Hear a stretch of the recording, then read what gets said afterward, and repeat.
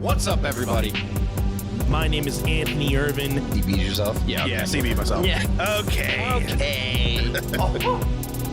I'm Jim Green. Don't even need to hit a fucking traffic light. Okay, good. Welcome to One Set. What's up, everybody? How we doing? And welcome back to the One Set podcast. I'm Jim Green, along with my co-host, my best friend and brother, Anthony Irvin. Anthony, what is going on, man? Not much, man. Another week. Glad to be back with my brother.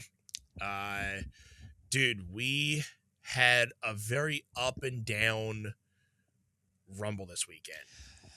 Yeah, dude. I just got to say, like, before we get into it, one, thank you for having us over. It was a pleasure. Yeah, dude. I mean, we don't get to spend a lot of time together in person, so Yeah. getting to be with you, getting to hang out with Jen, getting to hang out with the boys was, like, just great. Like, Yeah.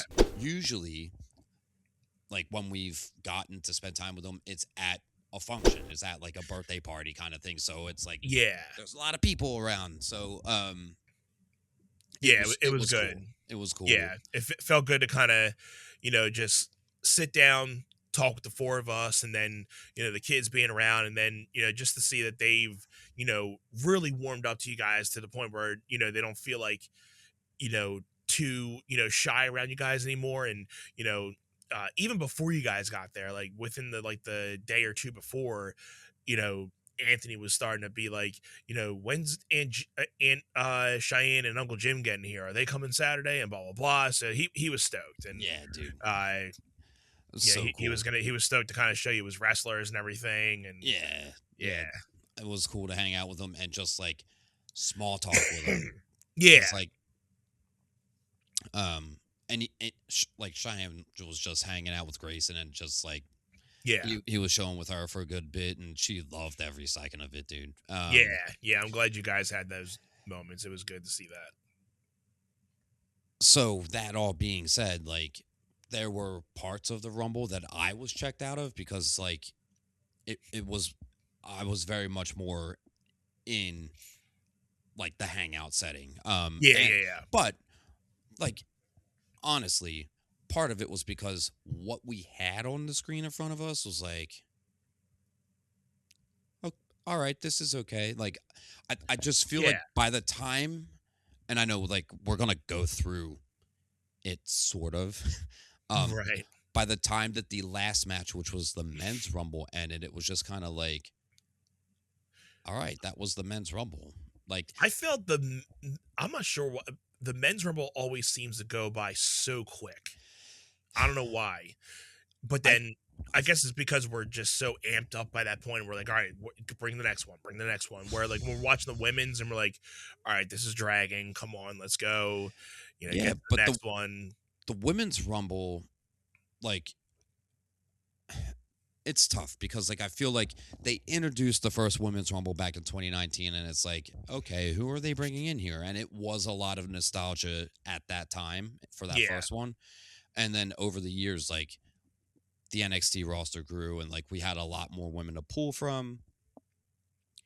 There have actually been a few solid women's Rumbles, and I think this was one of them, but at the same time, like, being at your place, I wasn't intently focused, right? Yeah. But I actually thought the women's Rumble all around was like a better situation, and probably because in the men's Rumble they had such a roster, like such a lineup, that it was like, okay, we're gonna get a lot of stuff going on here, and like storyline wise, not a lot happened, right? I mean, it started off, obviously with the masked, person taking out Braun. My pick was done in 2 seconds, but that kind of sets up something for the next couple of weeks with that. They really didn't put too much emphasis on that tonight with Raw. Figure they're going to eventually come back to it at some point. It basically was like not really about the like the mask guy taking Braun out, but about Adam Pearce screwing Braun Breaker again. Exactly. So the opening to Raw was really well done, I thought, and like we'll talk about Raw, but Yeah. I think like Obafemi coming in at number 1 was great, and he Yes. was, oh jeez, I think he went out a little early. Like I think I agree. I think we had him going deep, like really far in. Yeah. I Um, mean, just how he came out, I'm like, oh, he's gonna go like really deep into it. Yeah. Like I at least thought maybe top 10, but you know, I agree. I think they did let get him out a little early, but I and guess they and figured you don't his want to. his elimination was also like kind of weak and like Yes. underwhelming. Yeah. I mean, he got eliminated by Brock, so it's like, okay, are they gonna give us Obafemi and Brock Lesnar at WrestleMania already? Right. And that to me is like, okay, if Lesnar is wrapping it up in Minneapolis at SummerSlam, we may very well just get that match right at WrestleMania right away. Like, why not? I mean, Yeah. Obafemi's the future of the company, right? Yeah, I mean, he had a Let's go. very small thing tonight, but I think that's probably his direction of how they're really going to start introducing him. Just give him a couple squash matches for the next couple weeks, let him dominate. But yeah, he's going to do pretty well if they continue to book him the right way. And I mean, again, you don't want to push him into the main event right now because there's so much going on at the top right now. Just let him kind of have his mid card run, and then once a lot of things up there cool off, then he can kind of make a little bit of space in there, because again, you don't want to just put him out there and then he's just flying into the waves and stuff and just getting lost. But you want to keep him strong and relevant, but not having him do too much right now. I mean, at the same time, he squashed the War Raiders, the both of them, dude. I was like, all right. So the War Raiders are in the ring, and then out comes Oba, and I'm like, is he about to squash the War Raiders? I'm like, yep, it's about to be a squash match. And I felt bad for the War Raiders, but at the same time, I was like, this feels kind of like Brock Lesnar's debut when he squashed the Hardy Boys. So, like, that was, it's popped right in my mind, and I was like, okay, what is a bigger statement than squashing the Hardy Boys? It's squashing the War Raiders, because those guys are massive, right? Yeah. And it's like, just watching how Oba lifted them and threw them, and I was just like, yeah, whoopsie. Okay. Right. Like, whoopsie. So, I mean, Roman Reigns goes on a Pat McAfee show and says the company's in big trouble because they're not producing any new stars. And I'm like, okay, they might be making Obafemi immediately if they put him in a match with Brock Lesnar, right? Like, go have him face Brock Lesnar at WrestleMania and beat Brock Lesnar. Okay, Brock Lesnar can retire, and immediately you have Obafemi taking Brock Lesnar's place almost, right? Like, yeah, obviously you don't have Obafemi beating the streak. Like, that's huge, right? But Obafemi is going to go on to do other big things that Brock Lesnar never did. So, I mean, sign me up. Yeah, because keep me tuned in, and I'm ready. I'm here for it. I'm ready to everybody went ape when they saw Lesnar and Obafemi just staring each other down. We're like, give it to us just all day, every day. Yeah. Just keep bringing it in. So just take my money, dude. Like, I am so ready for that. I'd rather see Obafemi and Lesnar than another Gunther and Lesnar, with Gunther taking out Brock Lesnar. I mean, I think either one's gonna sell, because with how Gunther's taking his career killer gimmick. I mean, it's Obafemi beats Brock Lesnar at WrestleMania and Gunther retires Lesnar at SummerSlam. Like, those are the only things left that I care to see for Brock Lesnar. Like, yeah, I mean, if he I mean, takes the title off someone, Lesnar is going to be at Mania, so he's going to have an opponent of some sort.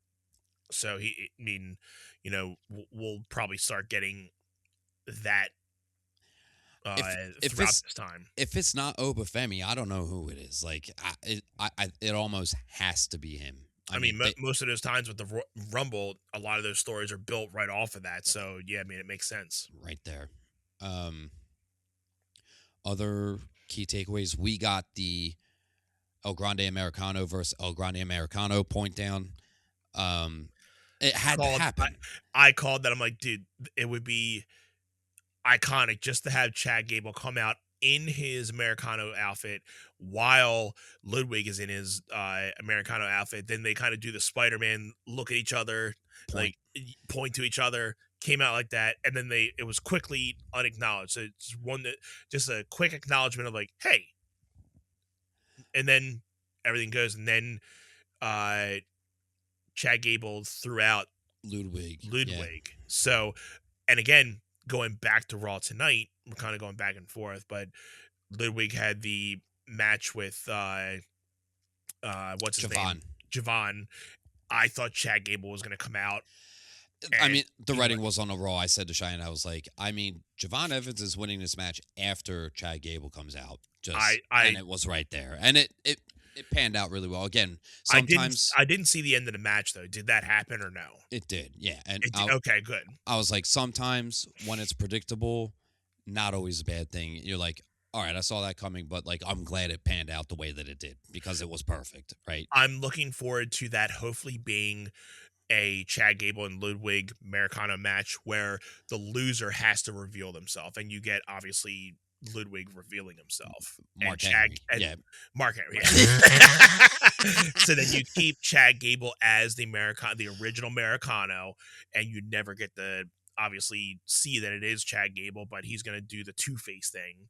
So then you can, write Ludwig off the Americano character, and it is now officially back to Chad Gable. I mean, unless if Triple H sits both of them down and says, do either one of you would you prefer to continue this before I have to make the decision? Yeah. And Ludwig might be like, I'm enjoying this. And Chad might be like, well, I was just on the shelf. Like, if I went back to just being Chad Gable, I would be fine with it. But at the same time, Ludwig's like, I'm on TV, so I don't care.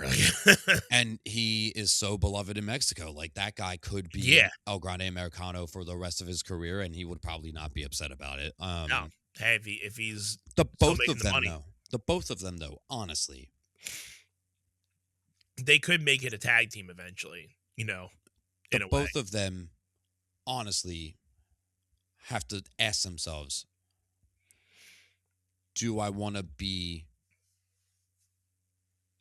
have like a longevity career as a luchador, or do I want to potentially be released because my track record as just me being myself, I haven't gotten very far up the ladder. You know what I mean? So it's I mean,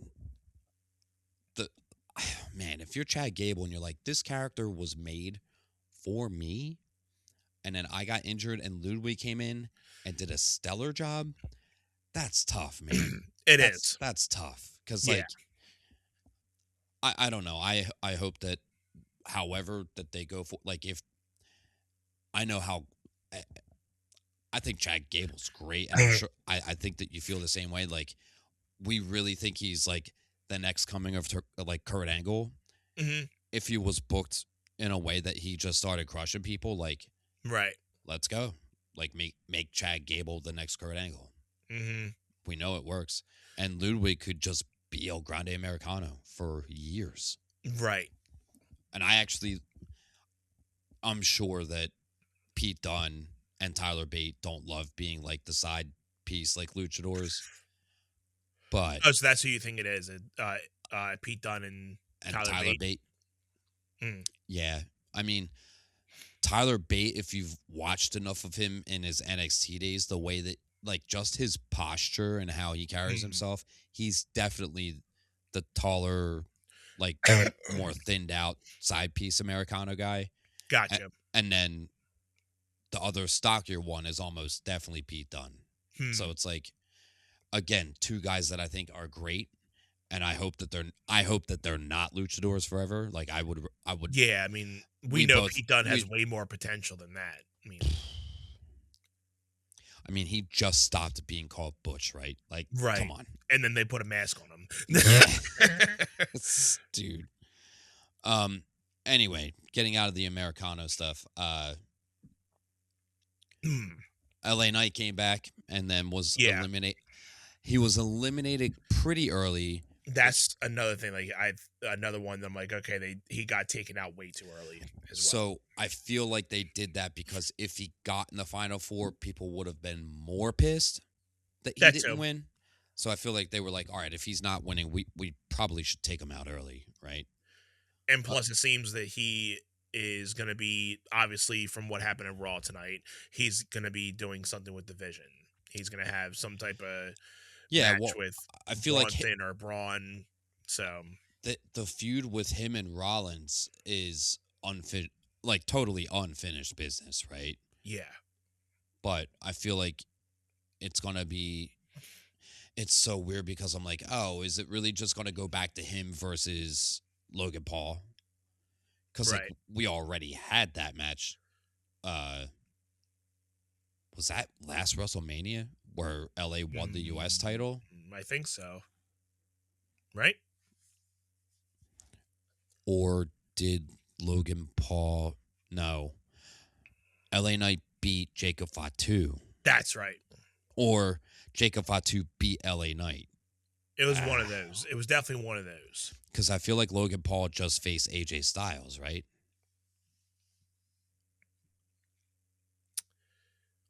Or was that the Mania before that? Man, how old are we now that our Manias are running together? Jesus. I think you're right on the LA Knight and Jacob Fatu Mania thing. Yeah, that sounds about right. Speaking of AJ, we should talk about it. We need to acknowledge that a little bit. Again, we were right that he lost, but doesn't seem he's fully retired because he didn't throw his gloves in the ring, didn't do the boots or anything. He's still kind of acknowledged that, like, but doesn't seem like he's officially retired. Maybe he's just taking some time off. Probably gonna renegotiate his contract. I was dying when AJ Styles' music hit on Raw tonight, and then Gunther ran out. That was so much heat. That was great. We were dead. We haven't had that in a while. So good. I mean, I think Gunther did it with Cena's music after Saturday night's main event. I'm pretty sure he came out to Cena's music, and it was just like maybe. I think he did. But if not, then when Gunther ran out and did this, I was cracking up, dude. It was so good. It was good. I mean, like I said, you gotta love to hate him in that aspect because he's so good at like doing things like that, and he's doing a good job if you hate him in that way. So. I mean, they are doing. I love that he's getting to do this gimmick where he's retiring people. Mm-hmm. I think it's great for him. He is the perfect person for that job. His mic skills and his mic presence, his tone on the mic fits that role. I mean, nobody else could be doing it. And he's got the in-ring to back it up. I just do question some of his booking where he is doing like the chicken shit heel stuff because he doesn't need to do that. Like he should just be he should just be dominant. Like he should just be that good. So how long until we get the legend killer versus the career killer? So there has to come a time where he goes to retire somebody and Gunther loses, right? Like, of course. It can't just be every time he gets in the ring with someone, he is retiring them, right? Mm-hmm. I think Randy Orton is that person where Randy Orton isn't going to lose to Gunther, and I think Randy Orton wins. I think that that's easy because I think Randy Orton still has a few more years in his tank.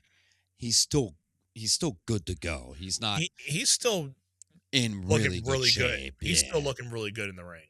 Yeah. I mean, albeit that is on a slightly part-time schedule, or when he is there Yeah. frequently, he isn't like in the ring doing full-blown singles matches. He's definitely in tags where he's getting to go in and out Yeah. I and mean, rest. he's definitely getting that rest, but when he's in, he's looking pretty good. Yeah, I mean, he just came back. Like, he just came back. Literally. I think it was the first episode of SmackDown in January for the new year. He came out. Yep. And then he had, I think he had the promo with Cody. yeah, and he had the Fatal 4-Way match at Saturday Night's Main Event for the #1 contendership, and the dude looked ripped as Gimpy. Yeah. I was like, good for you, Randy Orton. But again, he has the time to train and do all of that because he's not in the ring all the time like he used to be, right? That too. But I think Gunther faces Randy Orton, and I think Randy Orton actually beats Gunther and doesn't retire. But that when that happens, it could be in a year from now. Mm-hmm. It could be like next year's WrestleMania. Because like, who do we want Gunther to face? Because like right now he's just doing this retirement bit, and it's like, okay, at some point you got to float him in and out of the title picture, right? Right. I mean, if you're gonna be just giving him retired wrestle, you're gonna eventually, get him to do R-Truth. You're gonna be getting him to do who else? That's probably on the chopping block eventually. That's like not Rey too Mysterio. Rey Mysterio. Like they're not like too hot that they can't afford to be done right now. Like you're obviously not going to touch Cody or CM Punk. But I mean, like, Punk in like a year or two. Roman. I mean, Roman is like apparently he's like taking the break from Hollywood and trying to get back into wrestling more frequently, kind of thing. So it's like, right. All right.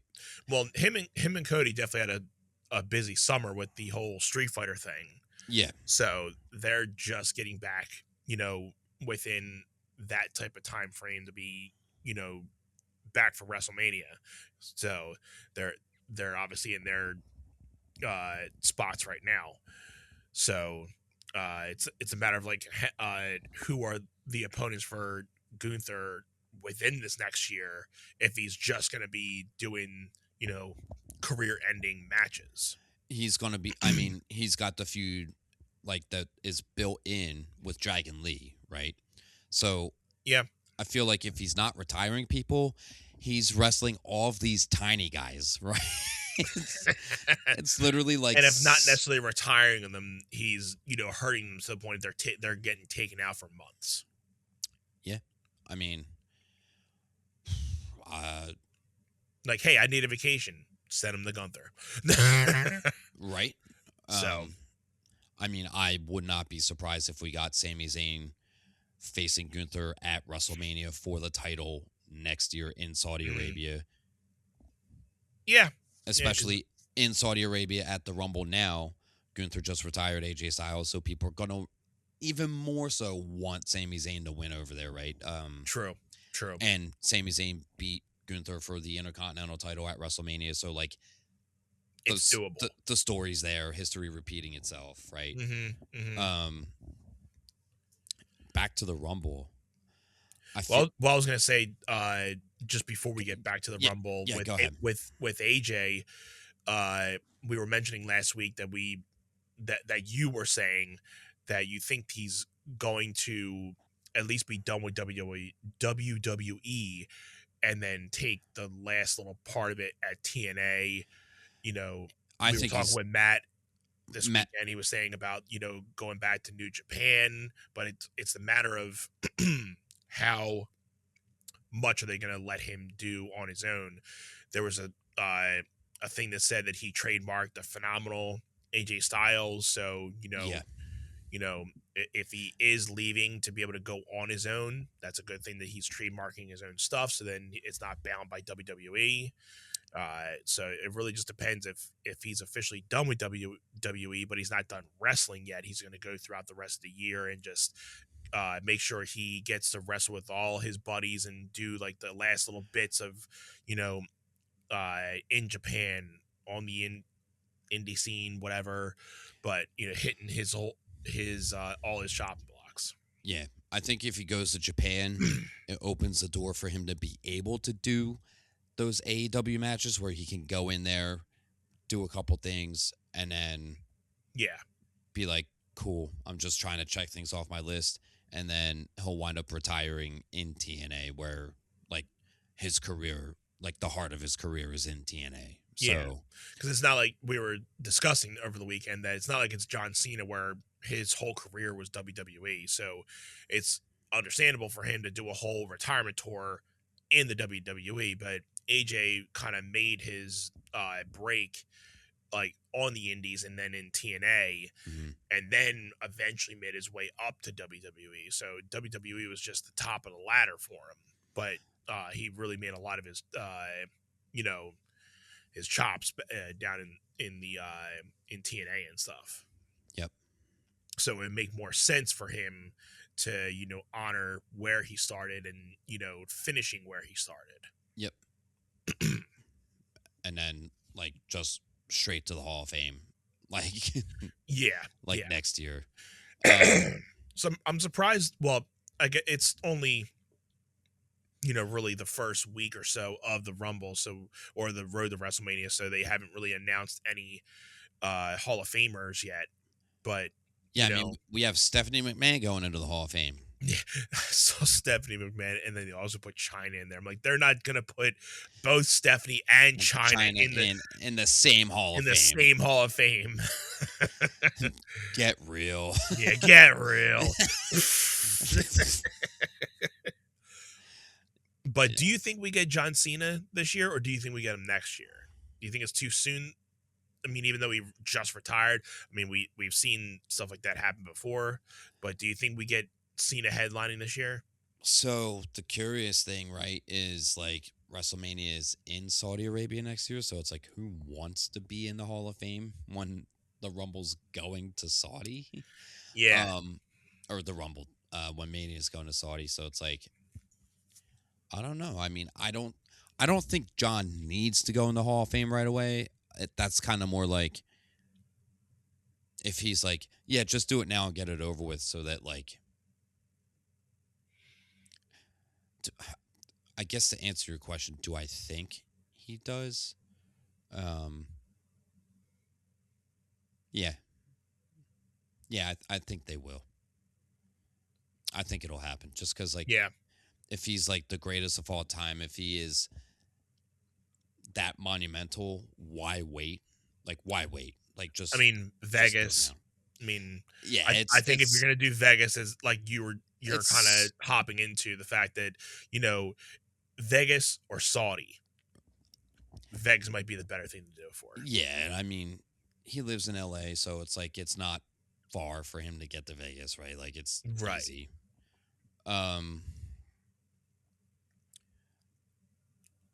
Do we okay, Drew McIntyre, Sami Zayn. I mean, we both had Drew retaining here. We were both like, this isn't like Sami's time to win. No. It was a decent match, but we kind of figured crushed most of the match, but like we kind of saw that happening. Mm-hmm. I did not like how they messed up. Like, they really messed up Brock getting eliminated from the Rumble because of Jey Uso's entrance, right? Like, that was so bad, right? Very, very bad. It's like you could barely even make out who eliminated Brock Lesnar, and it was Cody Rhodes and LA Knight together. Yeah.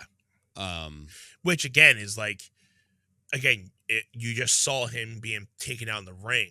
Mm-hmm. So it's like you don't know the context of like, how did that little thing come about? Not that it's much that you have to really put into perspective, but like, you just see Jay coming down the aisle, and then they pan back to the ring, and Brock Lesnar's being thrown out. Like, you missed a whole little thing for us. Like, what the heck? And then they don't even acknowledge it after it. So, yeah. So it's like, okay, whoever like Brock's biggest toe-to-toe was in the Rumble, or whoever eliminated Brock Lesnar is probably his likely Mania matchup situation. Cody Rhodes is tied up, and I don't think anyone's really interested in seeing LA Knight versus Brock Lesnar. Like, that's... I'm not. Yeah, I'm not either. I'm okay with him just sticking with the vision and doing something with that. I don't think, because that's a definite loss for LA Knight, and he doesn't need a loss right now. He needs all the wins that he can get right now to keep him relevant. Yeah. I think once it got to the final four in the Rumble, I feel like the end happened like pretty quickly. Oh, yeah. What I did want to say, I actually liked how Drew McIntyre eliminated Cody Rhodes from the Rumble, and I was like, I did too. I was like, okay, well, whoever's winning, it doesn't matter because we're definitely getting Cody Rhodes and Drew McIntyre at Mania, whether it's one-on-one or whether Jacob Fatu works his way in and we get the triple threat. Right. Speaking of, like, just because we have Jacob Fatu kind of in the mix with them, this stuff that they're doing with Finn Balor is really interesting. Like, yes, I am stoked about it. I am too, just because I'm like, oh, okay, they're giving him everything that they can to make him feel important. Yeah. Finally, I don't care that he's getting like a vignette backstage to be able to say what he wants to say, because he's probably not going to be super great out in the ring on the mic. I don't care. Like, I just love Balor's work in the ring. Mm-hmm. The Demon is just the icing on the cake, right? Yep. Kind of in related, but I'm like, okay, are they really going to work Finn Balor in with Roman Reigns and CM Punk? And I'm like, here's why they're not, because of what we talked about last week. Yes. WrestleMania needs to have blockbuster main events, right? Like, and I said, Roman Reigns and CM Punk is a blockbuster match. You could tell by Raw tonight that that's what everybody wants, and you know, I automatically thought what you just said from what we were talking about last week, that if you're thinking about a blockbuster event, what's best for a business thing standpoint, Roman and CM Punk is where you need is a WrestleMania main event. It's a bigger sell than, you know, trying to put Finn Balor or CM Punk or Braun Breaker, or Braun Breaker. I don't think Braun Breaker is getting there. I don't think he's there yet to say that. Yeah, I mean, you're gonna get people paying $30 a month for it just to see that. Right. Well, and that's, I guess, what like Roman was basically saying on the Pat McAfee show was like, outside of like the 5 big stars that they and it's the people in the WrestleMania commercial, right? Mm-hmm. I mean, that's Roman, Punk, Cody, and Lesnar. And like, you don't have Seth Rollins in that commercial because he's injured, right? Right. He's obviously up there, right? But definitely. And I would say, man, I was thinking about this earlier. Did we talk about Drew McIntyre and Seth Rollins? Who's the bigger person? Like, who's the bigger superstar? And it's like, I think we touched on it a slight bit. Yeah, and it's like Seth Rollins got all of the proper booking to make him where he is now. Drew McIntyre didn't receive that booking. Mm-hmm. Drew McIntyre just took himself to another level in the last year or two. Yeah. But like, as far as relevance and importance, I would say they're on the same page at this point. I mean, I definitely think the feud with him and CM Punk definitely helped him carry to where he's doing right now, because he knew he was going into a feud with CM Punk, and he was like, this is an opportunity, and he took it and ran with it, dude. So like, he definitely did probably one of the best of his works he put a lot of time and effort into just making sure that was relevant. Yeah, and then he had the feud with Damian Priest, and it's like snooze fest. Yeah. Now we're gonna get Damian Priest and Royce Keys, Powerhouse Hobbs. Forgot to touch on that. Well, I'm excited to see what Powerhouse Hobbs does. Yeah, just on that aspect for sure. Just because we didn't get to see enough of him in the Rumble, I don't think. So it'll be interesting to see how he does, like how they book him. For sure. But clearly, it's going to be the two of them. So it's like, all right, can we make Powerhouse Hobbs feel important in a feud with Damian Priest? And it's like,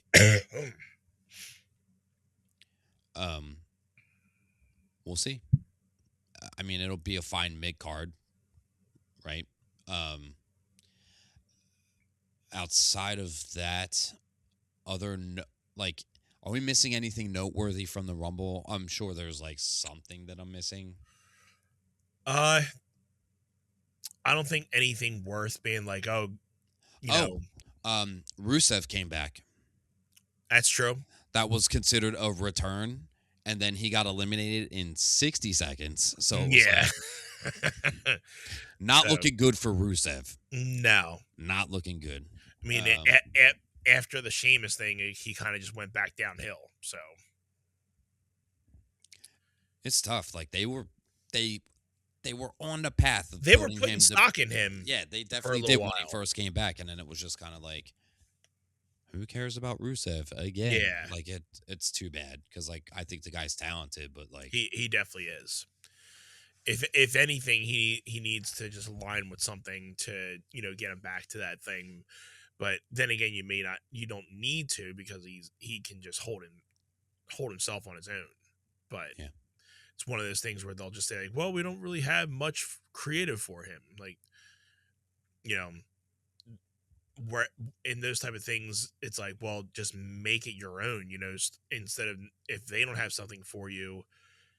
And I guess that's probably where Roman might be talking about, It's the Vince McMahon grab the brass ring all over again. Like they're not stepping up.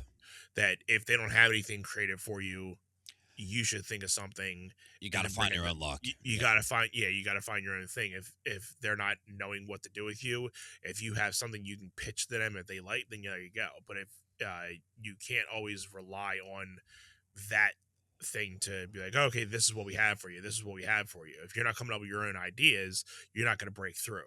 And if you're not just trying things, you're not going to break through either. But I guess it's that much. Well, obviously with social media and just the extra amount of time that you have on TV, even if you have a small block of time, a lot of these wrestlers just have to, and I think they know, but just utilizing the small amount of time that you have. And just, I agree on the fact that, outside of, the 5, 6, 7 people that are on the top, everybody's kind of just cool with being where they are instead of being like, okay, how do I get to where they are? If they want to get to that level, it's like you have to take it to the next level or just know, or you're just going to keep on staying at the same level. Yeah, I mean, part of why they're good with it is because like they're getting paid all right. So like if that too, I mean, don't fix what's not broken, right? The finish to the Women's Rumble ruled. It was so good, and then they had Roman Reigns and Gunther as the final two. Like Gunther, after retiring AJ Styles, entered the Rumble at number 30, and I was just like, really? Didn't think Roman and Gunther should have been the last two. Yeah, probably not. I'm okay with Roman being within the last two, but I think they probably could have given him somebody else other than Gunther. Yeah, but at the same time, like they wanted everybody to love that Roman Reigns won, so they had to put someone in there that we didn't want to win. And that person happened to be Gunther. So like from that perspective, I understand it because like definitely, if it was Roman Reigns eliminated Cody Rhodes, that's not good. Yeah, right. If it's Roman Reigns, I don't even remember who eliminated. Oh, it was Drew.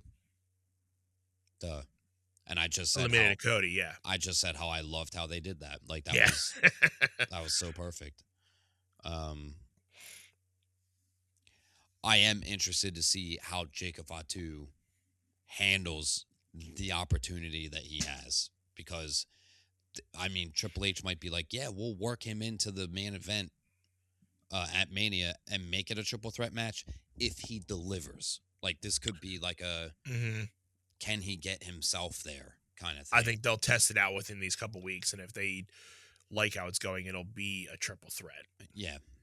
So this is where they start testing the waters of what they want to do. Yeah, I just don't like it if it means, okay, Cody Rhodes is going to pin Jacob Fatu at WrestleMania so that Cody Rhodes wins the title at WrestleMania, but also it protects Drew from eating the pin and losing the title so that they can continue to feud. Like, I can see that being what they're doing right now. And I don't like it specifically because I love Jacob Fatu so much, and I feel like that would hurt him. Yeah. But at the same time, that's his first like actual title opportunity, I'm pretty sure. I don't know. I could still see Drew pulling that out though. Like, just Drew pinning and like winning the title at Mania. Yeah. Like, as in retaining. That's what I can see. Yeah, I can see him retaining at WrestleMania if it is either Cody or with a triple threat with Jacob Fatu. I can see him, getting, the cheap off win and, maybe being clean, but not like a heel clean type of way. But, I think he still has a good chance of retaining in WrestleMania for sure. And it might be he does a cheap win over Jacob Fatu just to walk out and retain, and Cody Rhodes doesn't get pinned. So again, Jacob Fatu gets entered into that match, and it's a triple threat. Writing's on the wall. Like, it's either going to be Cody or Drew. And Jacob could just be, the silver lining in that, just to be like, okay, he's just eating the pin so that one of them doesn't have to, look weak or strong, but whatever. So yeah, or sucks, but or it's a big shock, and like, I'll be surprised if they throw it on Jacob Fatu. But if they're trying to build the next generation, what better way, right? And you have like Drew just get decimated with the triple crossroads, right? And then Jacob takes out Cody and then hits Drew with the moonsault, and then 1, 2, 3, and Jacob Fatu's your new WWE champion. Like, that would be, I mean, that's fantasy booking, but if it happens, it'll be like, oh my God, they did something that is a high shock value, right? Because like Roman Reigns beating CM Punk, that's not a shock value. CM Punk retaining against Roman Reigns, that would be more surprising. But again, like how that match pans out, it's just like, that is more about the match quality itself. Jacob Fatu winning the WWE title at WrestleMania in the triple threat with Drew McIntyre and Cody Rhodes, that does help develop the future. I'm just curious that they would do that and put the title on Jacob Fatu before they put the title on Braun Breaker, because that guy is true. You know what I mean? Yeah, I think that's where, the creative can go too, is the fact that, it's not just the superstars wanting to, take risks. It's, the producers and everybody that, maybe stalling to take risks on, certain superstars. Because again, it's a business. So if it's like Jay, they took the risk and it worked for a little bit, but maybe not panned out as much as they did. So they got to take it off. There's only so many times they can keep doing that, because, you want to keep people watching the product. You want to keep people buying this and doing that. So it's like, you can risk certain things, but sometimes there's a cost to it. So you don't want to just constantly give people, what they want. So it's, because if there's always never any controversy around certain things, people, and you're just giving people what they want, Well, you know. this is where Jacob Fatu has to organically go on a meteoric rise Yeah. to WrestleMania. If Jacob Fatu wins the title, it's because we watched him do this like Daniel Bryan, holy shit, like road to WrestleMania, and that's how it's done. Otherwise, it's gonna be booked to be like, oh, Jacob's just kind of like the person eating the pit in the match, right? Yeah, if you kind of give Jacob Fatu like the Jey Uso kind of thing where, you know, he starts to get the fans behind him, and they're you know, think, oh yeah, he's gonna win, we're all behind the yada mean stuff and all that, you know. I think you'll get that type of spark behind everybody. But they you know, they put him in the segment backstage with Cody Rhodes, and I was like, Fatu's getting a shot here, like this is a chance. yeah, I think it's definitely on the wall with it being a triple threat. Yeah. Like just a couple other noteworthy things before we wrap this up. We have the Raquel Liv Morgan dissension, which is like, ooh, yeah, it's steaming up.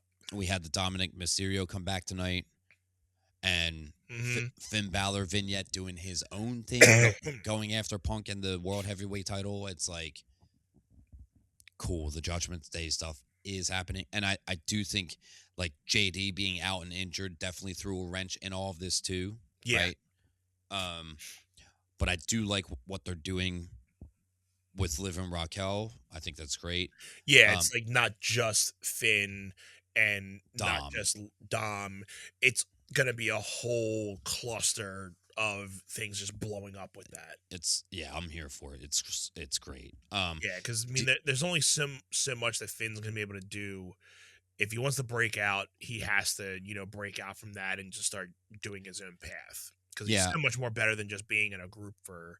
I mean, he did. There was a lot of good things that he did, but I think it's to the point where he needs to get back to his, you know, face persona, and again, not just doing the demon all around, because I think it's fine when he has it in small doses. Yep. But you don't want to overdo it, because then it's like, okay, then it's not a special attraction. It's not a special attraction anymore, right? So, I definitely think we do get the demon though soon, because he's obviously, you know, been putting it in perspective that he's trying to turn into, you know, his other person, or just, you know, not necessarily going back to being face, but like you can tell he's trying to get to the championship again.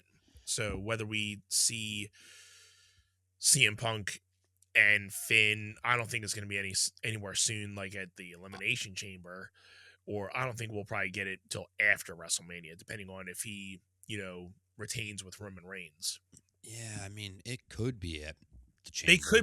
They could put Finn in the Chamber, and he just loses, and then that just sparks up more for him, that he's, you know, blah blah blah. You know, either he gets screwed out of the chamber, maybe he gets screwed out of the Chamber again, like how he got screwed out of the Rumble, and then that just keeps sparking up his, you know, emotion.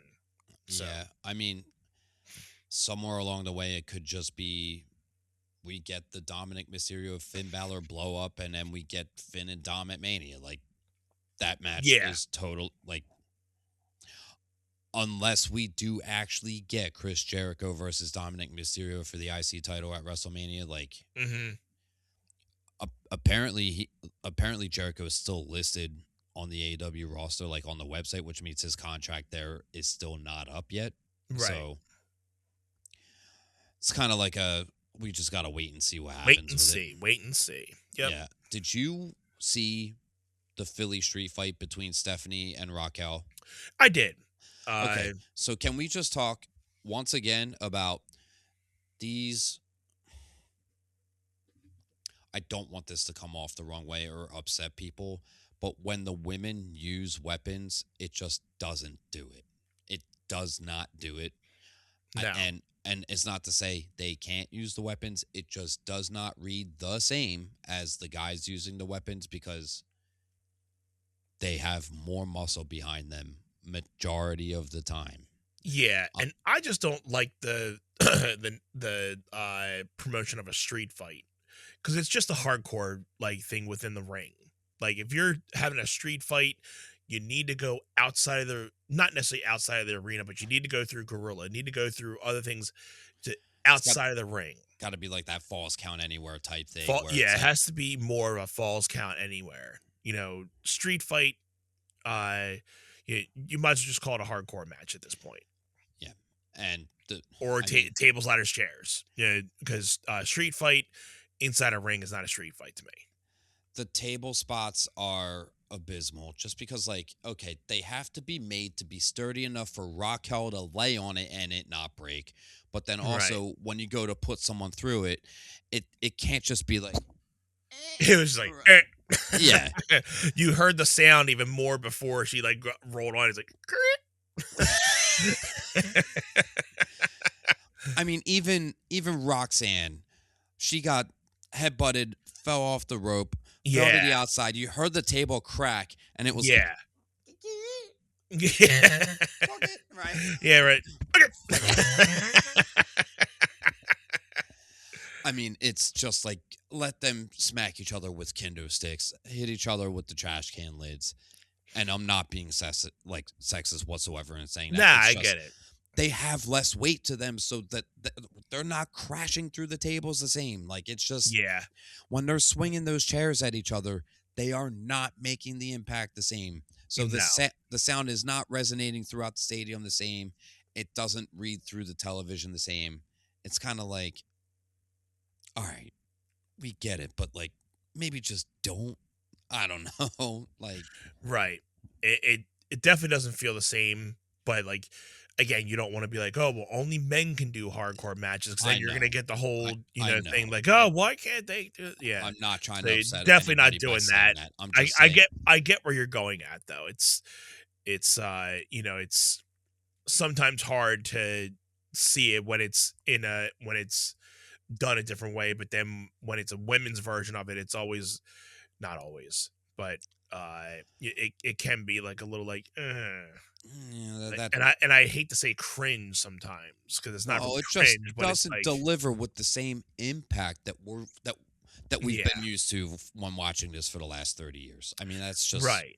So it's like, but again, you don't want to take it away, but it's like you try to find things that, like you said, like utilizing the smaller weapons like the kendo sticks and the trash cans. I like how they utilize the trash cans and stuff, but like, putting yeah, the chair on the ground and them doing a DDT onto the chair or something of that effect where the chair's already down there, that is effective. Do yeah, that. Do a lot more of that. I will buy that. Like that right, is like that I believe that.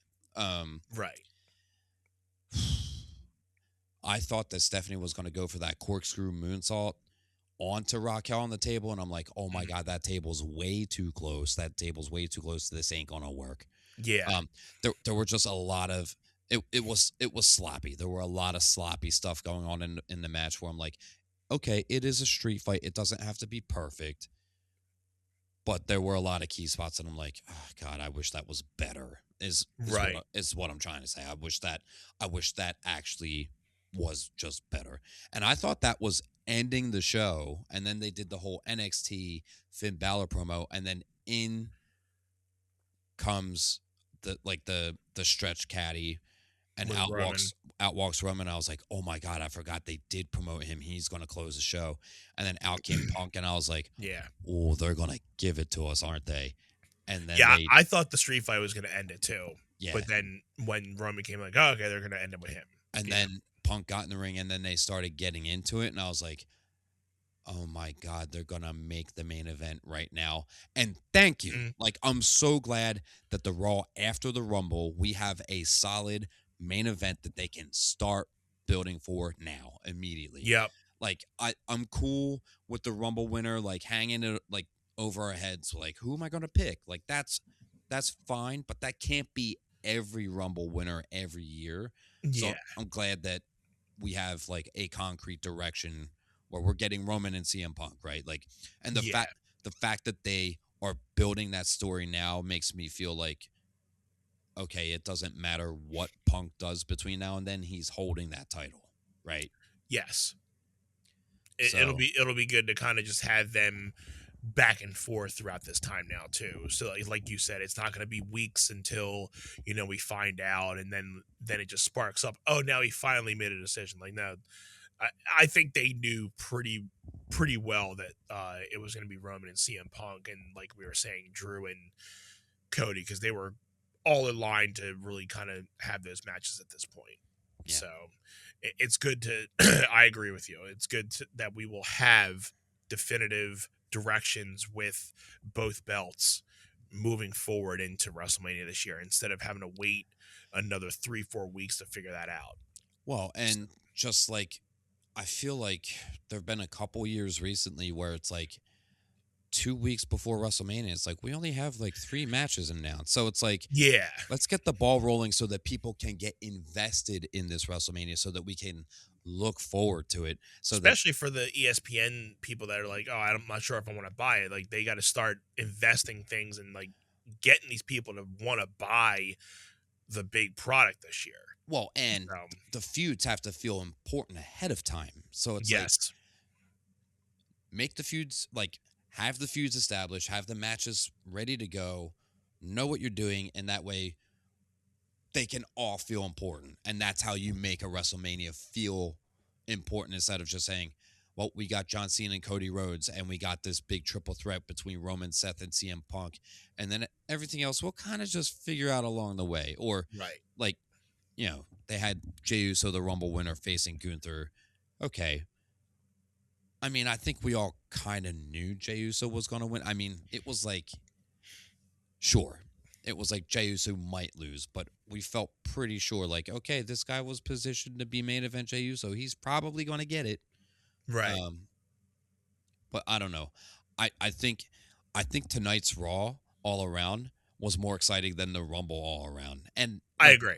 Maybe that was just because I was hanging out with you and Jen and the kids. Like that was like a good distraction from like intently watching. You know what I mean? I agree. I think we're getting at least a good, start and kickoff to the season than what it was last year, where right after the Rumble, it was like we were still lingered in a lot of things, and it didn't really solidify, oh, this is where they're going. Where this year, it's like, okay, we kind of broke some ground, and we kind of know where we're going right now, like off the bat. Yeah, it just made Raw tonight feel enjoyable, and knowing like, okay, it felt like it really something. felt like the real, like, okay, we're getting into WrestleMania season, here we go. We're it felt like the first episode of something. They gave us something to go off of, and this is where we're going, instead of being like, well, join the ride. We'll figure it out. Yeah, I think that covered like the majority of the important stuff, unless you had anything else. Do we want to wrap this one up? No, yeah, I think we can wrap this one up. Like I said, I think we got SmackDown coming this week, and then we'll watch Raw next Monday, give our opinions on that, how things are going into that. I think even in our group, the One Set Fam, where I was having an idea of start having people give us some questions on some certain things that are happening throughout the week, and we can answer some questions from people in the chat. So I mean, after Raw tonight, it's like, okay, they gave us something engaging. We have substance to talk about. Like, let's go. And so I think if anything, maybe we'll, within this week and leading up to our next recording, we'll start giving some questions or asking you guys, what do you want us to like hard talk about, or certain topics within, leading up to, every week, and we'll pull some questions from people and answer them on the episodes. Sure. So, you want to be in the One Set Fam, and, with that, we want everybody to be subscribing to us at One Set Pod on YouTube, Facebook, Instagram, TikTok. And one more time, Jim, let everybody know where they can find us. Facebook, The group is one Set Fam, the number one Set Fam. Come hang out with us.